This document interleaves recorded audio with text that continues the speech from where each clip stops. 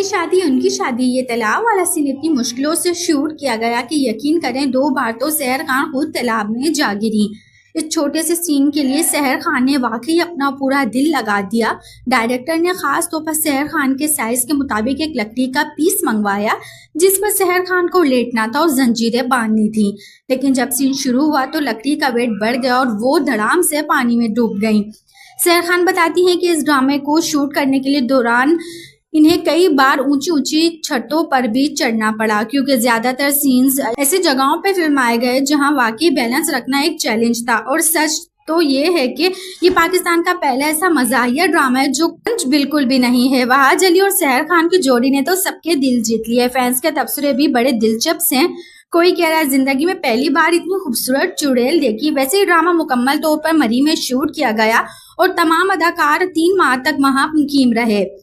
अब ये आप बताएं कि आपको इस ड्रामे में सबसे जबरदस्त एक्टिंग किसकी लगी। हाँ, वहाज अली से एक छोटी सी शिकायत जरूर है।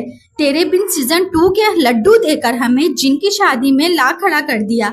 लेकिन मानना पड़ेगा कि वहाज अली यहाँ भी इंतहाई क्यूट लग रहे हैं। तो अपने ख्यालात कमेंट सेक्शन में जरूर दें और मजीद ऐसी दिलचस्प वीडियो देखने के लिए हमारे चैनल UFU इन्फो को सब्सक्राइब करना ना भूलें।